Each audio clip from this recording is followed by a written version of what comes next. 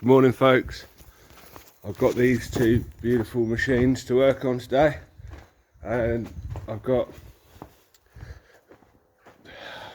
don't even know what I'm going to do exactly. I know roughly what I'm going to do.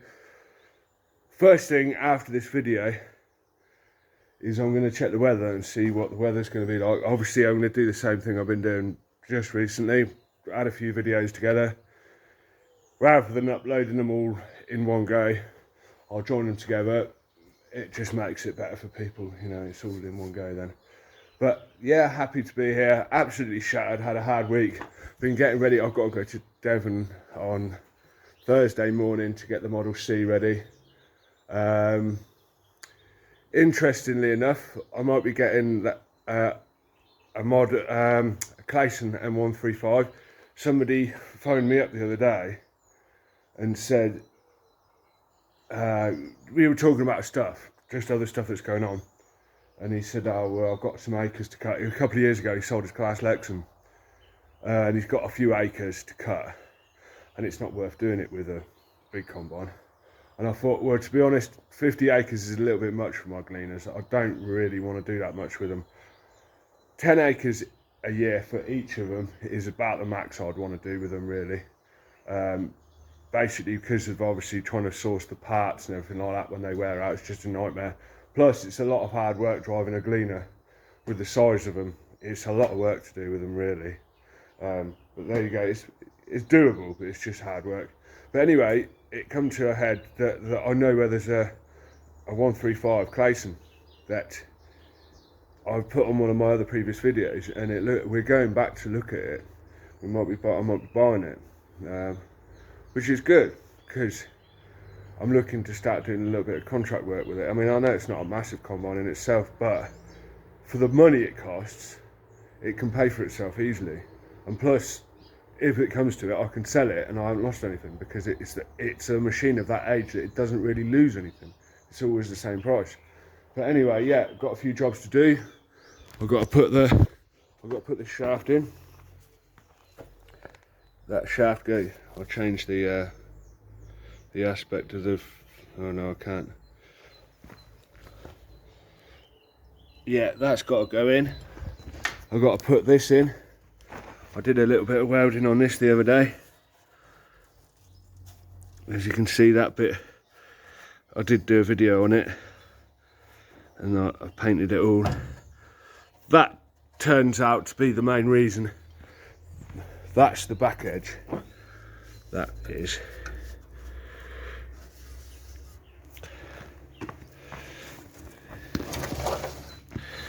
You see how I built them up, look. They were worn away. That's where the raddle comes around the front of the combine here. The raddle scoops round like that. And it catches the edges of these runners and wears them out bit by bit. And it peeled this back. And partly because these are worn, and partly because that was broken, the raddle was catching on the sprockets and on the bed, on the divider plate. So yeah, that's got to go in. Hopefully, if the weather's forecast says good, then this is going out there in the sunshine for a minute for the day. Looks like it needs some air in them tyres. That's the thing, you see, when you take the header off, there's a bit more pressure on the back tyres because it balances back a bit. But these, I've got to take these wheels with me today, because these are actually the same size as what goes on a Super C or a Model C. On a Model A, you have 616s. On a C, you have 750/16s, and that's what these are. But the farmer who I bought this combine off put these BKTs on, these 750s, because it makes it easy to steer. Which is funny, really, because the Model C has got hydraulic steering, dead easy to steer. You can steer it with one finger. With these, you wrench your guts out. Although I do still prefer the Model A for some reason. I think it's just the small size of them. I just quite like them. I think they're a nice little combine. I really do. They're the best. And but I'm going to put them wheels on this Model C that I'm bringing back, because they can aid it getting on the lorry and everything. And then those tyres can actually go onto that combine, onto the other wheels. These wheels are going to stay with this because they're actually painted red, like this combine was. This combine was all red, whereas the Model C had white wheels, like the later Model A did. They went white rims, white reel, whereas this one wasn't. This one was built before all that came out. Yeah, so I won't bore you to death too much, but I'll catch up with you in a minute, okay? Bye.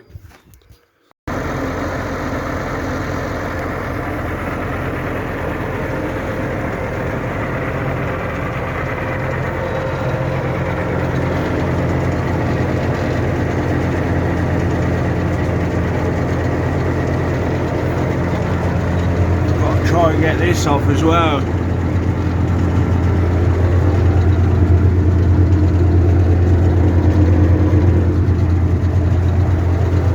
Make a new one of them. That's worn through, where all the years of the corn hitting it has worn it out.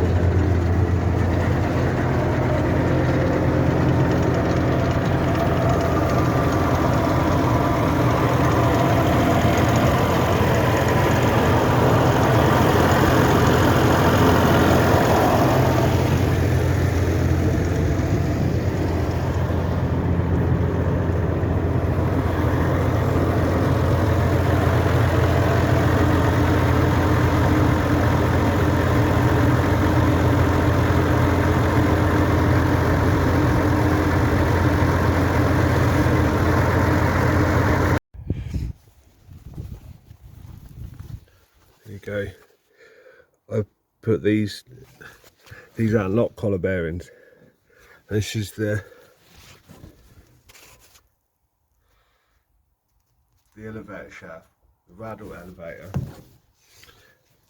I took it out to change the sprockets really, but if you put lock collar bearings on these shafts, they don't seem to fit very well, and the locker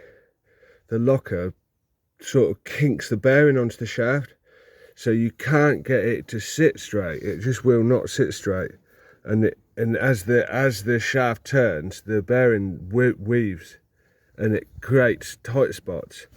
So I fixed it by putting these, and they've just got little grub screws on them. There you go, there's one of them. There's another one around here.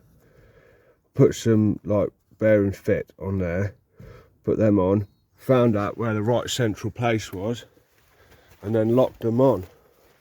Also, these sprockets, I've put them on the opposite way round, so that the worn edge is the opposite side now.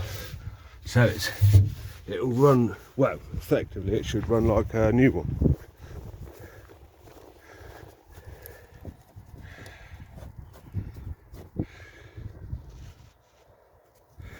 The grub screws on this side are a bit bigger actually. There you go. It should run like a good one. I'm going to put that elevator shelf in, and then we'll go from there. Hopefully we'll see it running in a minute. I've got this fresh raddle out of one of the spares combines that I've got. Okay. So, just to reiterate, for those of you who are doing Gleaner combine, these bearings are much better. I've done this a few times on different machines, different Gleaners that is, and I always find that these do have tight spots when you do them up with a normal bearing. But these bearings have got a slightly wider, the inner race is wider, which gives its foothold on the shaft wider, means it doesn't kink as much, and plus when it doesn't have a lock collar, so it doesn't twist it on. And yeah, much better. I mean, you can probably tell that that's pretty good. I've started putting this in. It is actually just falling down, but this tray, obviously that's the one I welded. You can just see where I welded it there, and those bits as well. That's got to go in, but when you do these, always make sure that's nice and clean. I'm going to get some sandpaper and clean this, because these have to slide in and out. That's part of the tensioner mechanism that tightens the raddle chain, and it has to slide on there. And if that's all tight with dirt, maybe a bit of WD-40, I wouldn't bother putting grease or oil on it, because that'll attract all the dirt and it'll just make it worse again. So yeah, I'm going to put that in. The thing I've got to do now is I've got to put it in the shed, because the forecast say the rain's coming now. They didn't say it earlier, but it's coming. So yeah, that tray there was nowhere near as bad as the one in that little short combine I've got over there.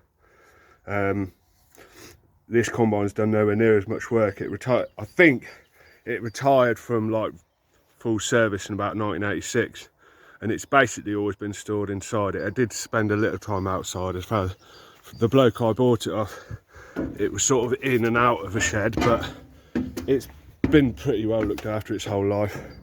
You can see it's a little bit faded, but it's a good one. Right, I'm just going to drive it in the shed. Should start.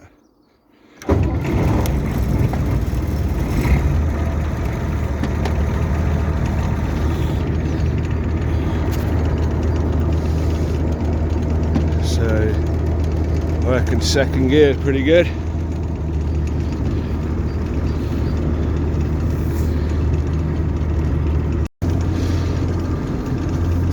A little bit easier to get through this gate now the header's off.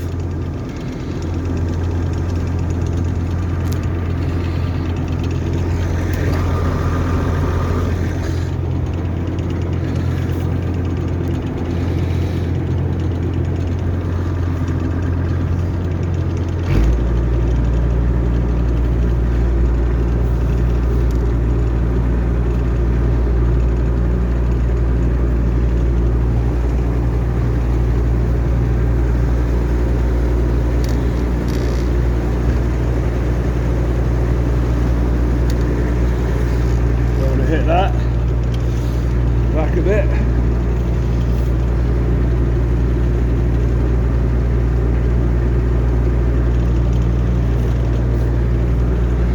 There's my lovely little combine, look.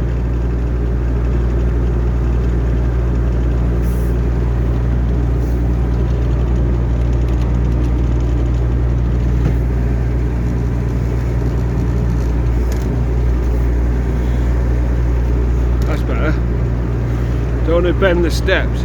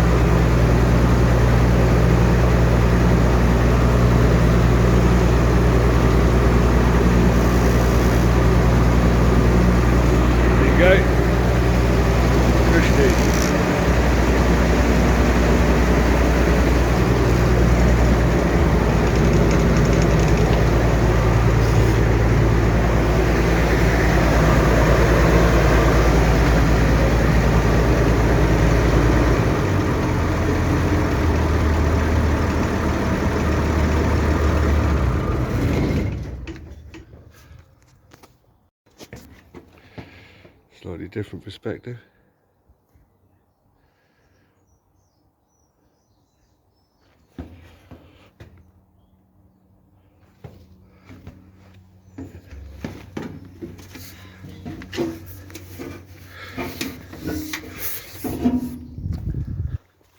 Yeah, that shaft's got to come out as well. I've undone it all, but yeah, so I managed to tidy that up. That's the pivot shaft that goes through here, holds the header, holds the trunking onto the combine.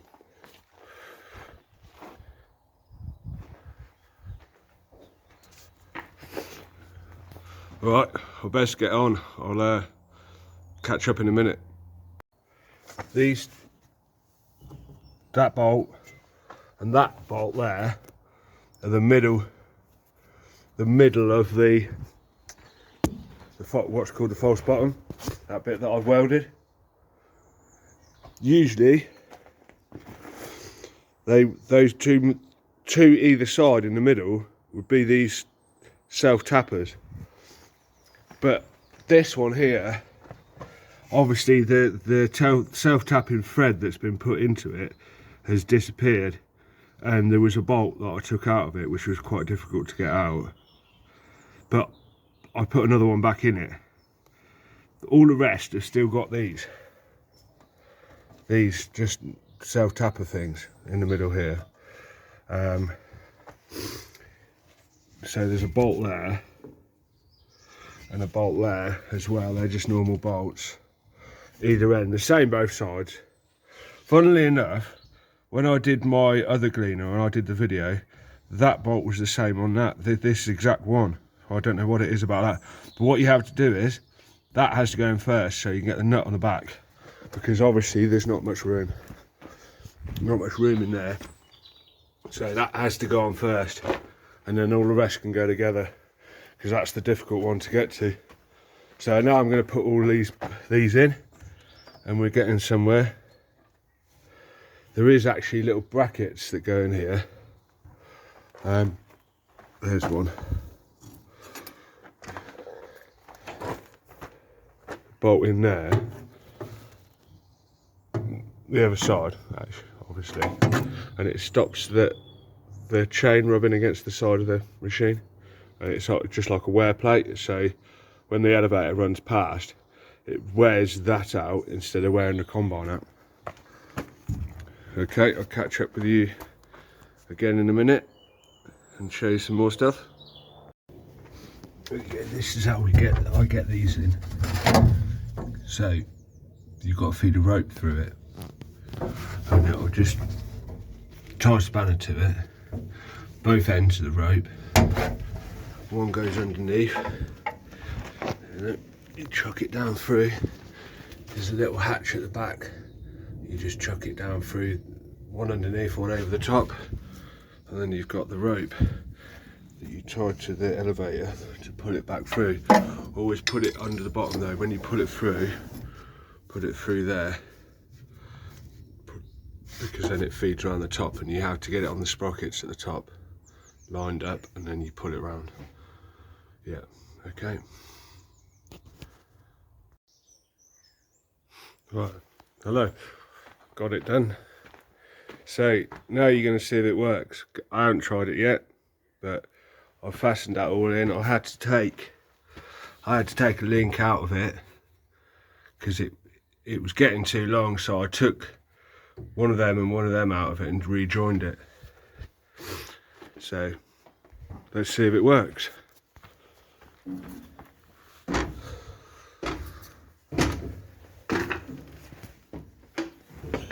It's a tense moment because I don't know what it's going to do.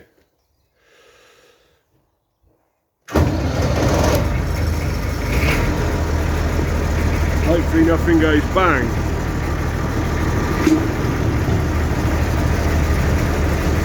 Well, that's promising.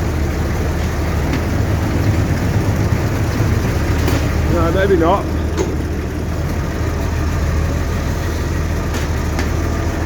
Try again, because it weren't going round, I could see it.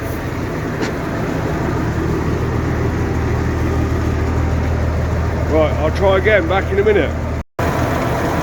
Right, that was the problem. That,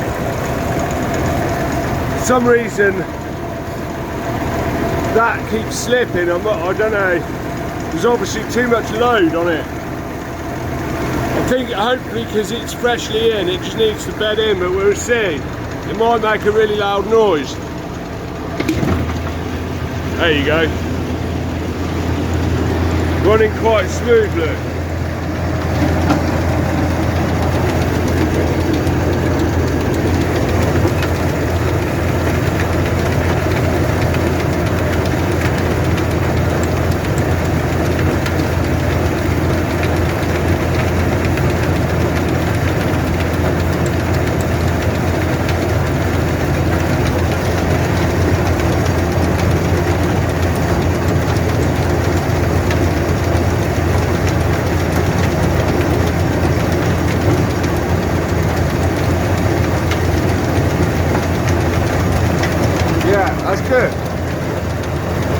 So now I've done that, I had to tighten that slip clutch. I put a washer on the back of it to make the spring loaded, put more pressure on it to make it go.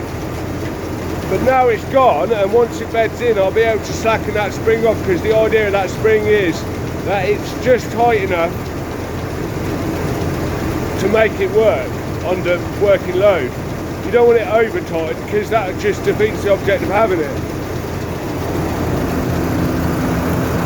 The thing is as well with them slip clutches, with a combine like this, obviously you don't have sensors like you do on a modern one. You hear it. The clutch goes and you hear it, so you know there's something wrong. So if you hear a clutch going like that, like a noise, a knocking noise, stop straight away, because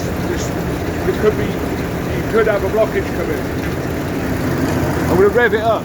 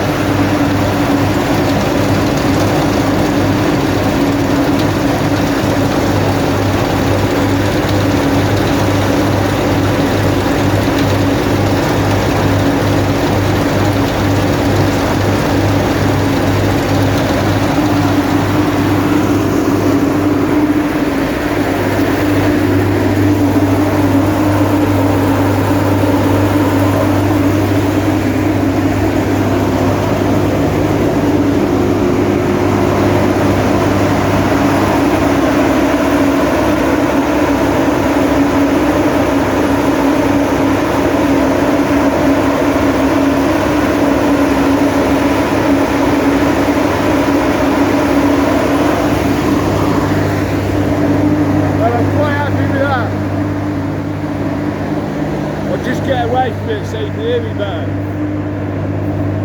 So you can hear by the noise it's making, it's good. There's no banging.